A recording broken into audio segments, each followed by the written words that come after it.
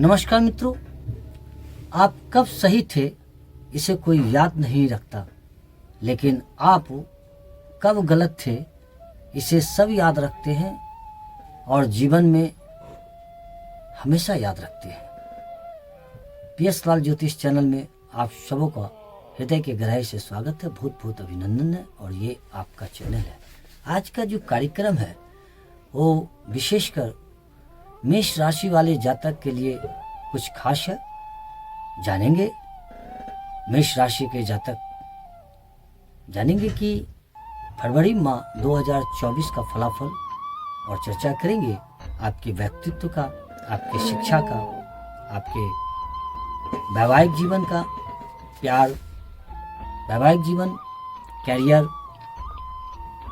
और भाग्य, इन तमाम विषयों पर चर्चा करेंगे। बने रहेंगे आप हमारे साथ और बताएंगे इसका उपाय। आप अंत तक बने रहेंगे, क्योंकि गोचर की परिवर्तन का प्रभाव प्रत्येक जीव के जीवन में पड़ता ही पड़ता है। और ये विशेषकर मेष राशि वाले जातक के लिए खास है, जिनके जन्म पत्रिका में प्रथम भाव में एक लिखा है तो उनके लिए विशेष है। जो व्यक्ति, और ये चूंकि जन्म के चंद्र राशि पर आधारित रहता है, और जो व्यक्ति कुंडली का विवेचन कराना चाहते हैं या नया कुंडली बनवाना चाहते हैं या हस्तरेखा ज्ञान के द्वारा स्वयं के जीवन के विषय में जानना चाहते हैं, तो इसका लाभ आप घर बैठे भी ले सकते हैं। आप वीडियो के अंत में डिस्क्रिप्शन में हमारा नंबर दिया हुआ है, आप संपर्क कर सकते हैं। यदि आपका कोई विचार है तो आप कमेंट्स बॉक्स में दे सकते हैं। चलिए जानते हैं कि मेष राशि वाले जातक का फरवरी माह 2024 में गोचर में ग्रह की क्या स्थितियां हैं। तो गोचर में ग्रह की स्थितियां कुछ इस प्रकार है कि मेष राशि वाले जातक का प्रथम भाव में गुरुदेव विराजमान है, पंचम भाव में केतु देव विराजमान है, सप्तम भाव में चंद्रमा देव विराजमान है, भाग्य भाव अर्थात नवम भाव में मंगल देव के साथ शुक्र देव विराजमान है, दसम भाव में सूर्य और बुध देव विराजमान है, एकादश भाव में सौगरी होकर शनि देव विराजमान है और द्वादश भाव में राहु देव विराजमान है। ये गोचर में ग्रह की ये स्थिति है।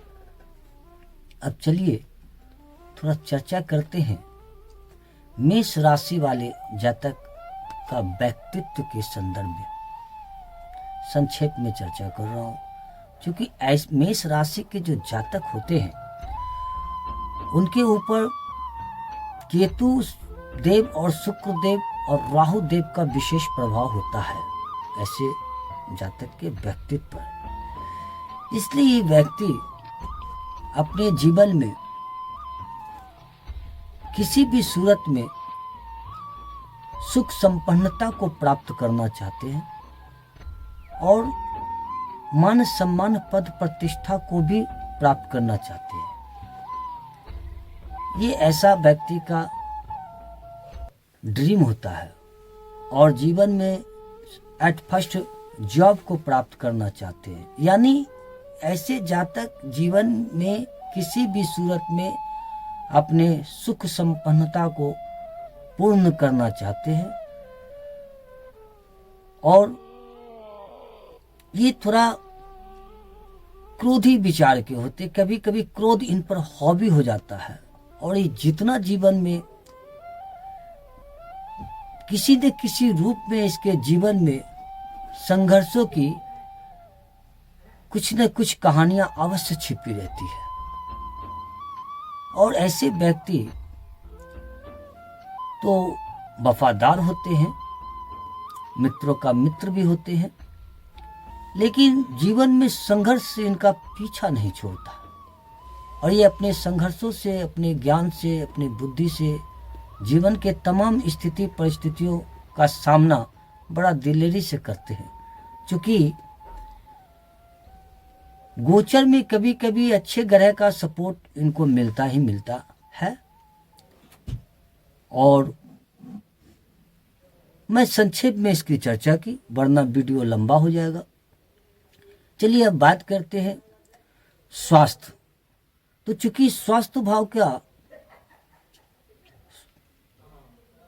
स्वामी राशि स्वामी मंगल ग्रह है और वो जाकर बैठे हैं नवम भाव में, लेकिन जो कि 6 फरवरी को इनका राशि परिवर्तन होगा, अर्थात ये 10वें भाव में चले जाएंगे उच्चकर होकर।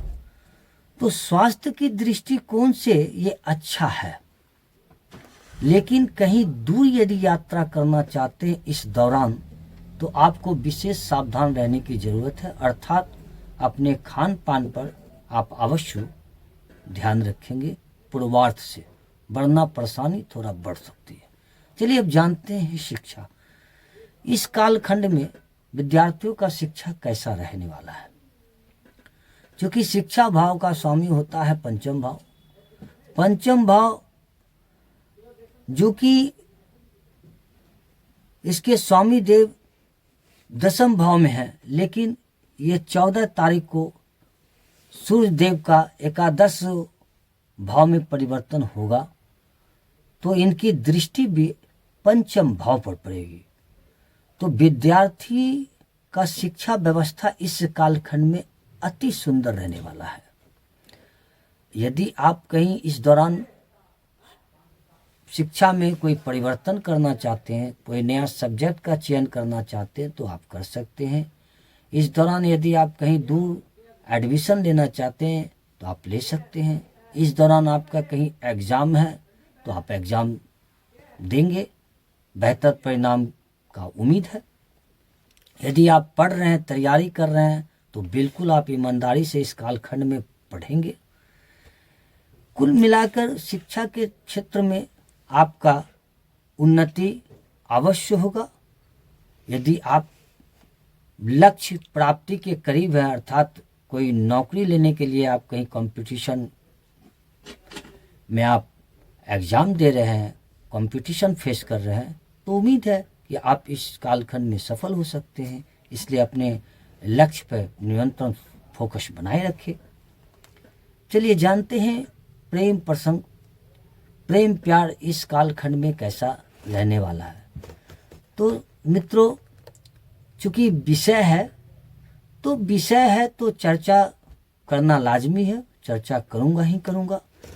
लेकिन मेरा एक अपना सलाह है कि जो जातक, जो विद्यार्थी हैं, प्रेम के लिए ताउम्र आपकी पड़ी हुई है। यदि आप शिक्षा के दौरान यदि आप प्रेम प्रसंग में फंसते हैं और अगर आप ये सोचते हैं कि मैं तमाम दशा स्वादन लेते हुए अपने लक्ष्य को प्राप्त करूं, तो आप ये समझे कि आप धोखा दे रहे हैं।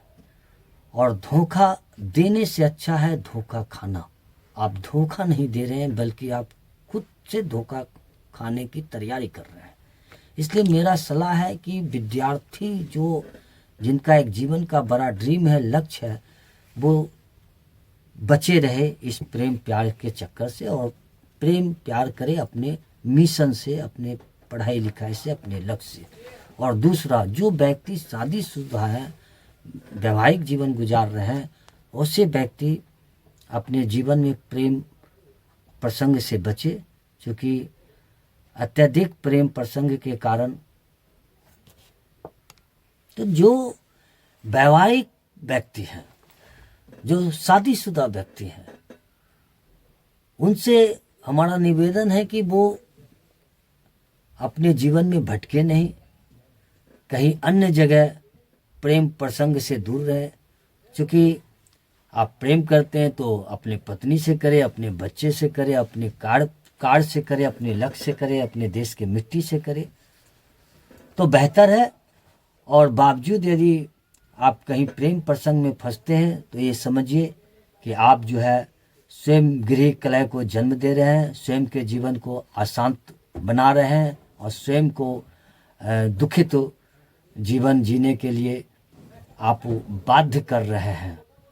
चलिए अब जानते हैं, चूंकि एक विषय है प्रेम प्यार का, तो सूर्य की स्थिति अच्छी है और सूर्य देव और मंगल देव 14 फरवरी को 10वें भाव में आएंगे।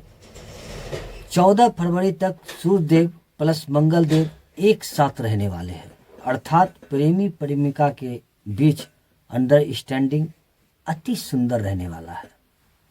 एक दूसरे से आप मिलकर चलेंगे, लेकिन 14 फरवरी के बाद प्रेमी प्रेमिका के बीच छोटी छोटी बातों में अनमन ना रहे, मतभेद ना हो। इन बातों को आपको ध्यान में रखना होगा। शेष कुल मिलाकर आपकी स्थिति बेहतर है।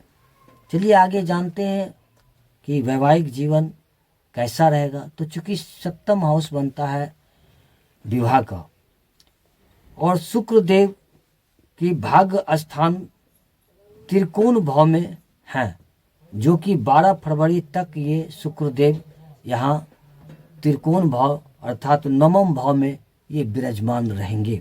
12 फरवरी के बाद शुक्रदेव अपने स्थान से इनका गोचर 10वें भाव में चले जाएंगे अपने, और 10वें भाव में जो जाएंगे वो मित्र के घर में जाएंगे, प्रवेश करेंगे। यहाँ भी शुक्र अच्छे हैं, केंद्र में है, अर्थात जीवन साथी के भाग्य में, कैरियर में कुछ अच्छा परिवर्तन हो सकता है।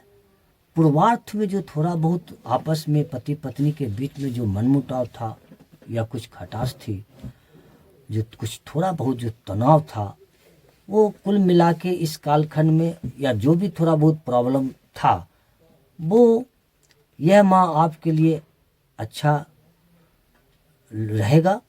और इस माह पति पत्नी के बीच बहुत ही सुंदर अच्छे संपर्क रहेंगे, लेकिन बावजूद कुछ न कुछ आपको थोड़ा पेन या पीड़ा अनुभव करेंगे। इससे बचना चाहिए, नकारात्मक भाव से बचना चाहिए। चलिए नेक्स्ट जानते हैं कि भाग्य, करियर, व्यापार इस कालखंड में कैसा रहेगा। तो भाग्य का स्वामी बनते हैं गुरुदेव और करियर के स्वामी बनते हैं शनिदेव। 9वें भाव का स्वामी है और प्रथम भाव में, और करियर के मालिक शनिदेव है, जो कि एकादश भाव में अर्थात गुरु की 9वीं दृष्टि से 9वें स्थान को ये देख रहे हैं। इस कालखंड में आप जो भी कार्य करना चाहते हैं आप कर सकते हैं। इस दौरान भाग्य भी आपका साथ देने को तैयार है, आप इसका लाभ उठाएं। कहीं आप पैसा लगाना चाहते हैं शेयर बाजार में या प्रॉपर्टी में या अन्य व्यापार में, तो आप लगा सकते हैं। और यदि आप कोई नया काम करना चाहते हैं, शुभ काम करना चाहते हैं, तो बेहतर पीरियड है। इस दौरान आपका भाग्य साथ देने के लिए तैयार है, आप आगे बढ़िए। चलिए आगे जानते हैं कि कार्य क्षेत्र।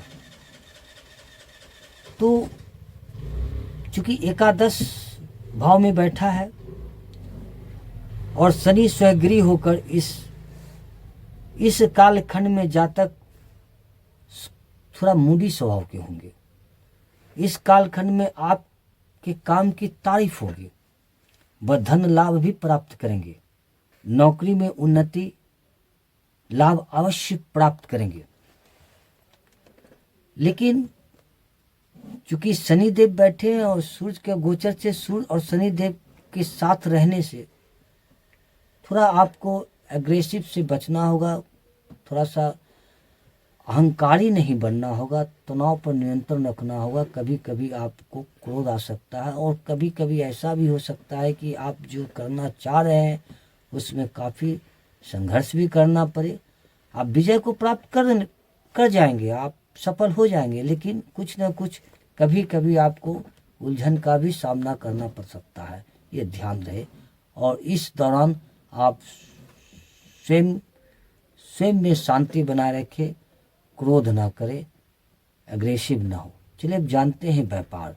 तो इस कालखंड में जातक जो भी कार्य करना चाहते हैं वो आप कर सकते हैं। इस दौरान आपका तीव्र गति से कार्य होगा। इस कालखंड में व्यापार के लिए अच्छा सोच, एक्शन अच्छा रहेगा। और चूंकि शुक्र प्लस बुध अच्छे हैं और चूंकि ग्रह केंद्र में भी है, तो कार्य के प्रति आपका फोकस बनाए रखेंगे और बहुत ही एक्टिव रहेंगे।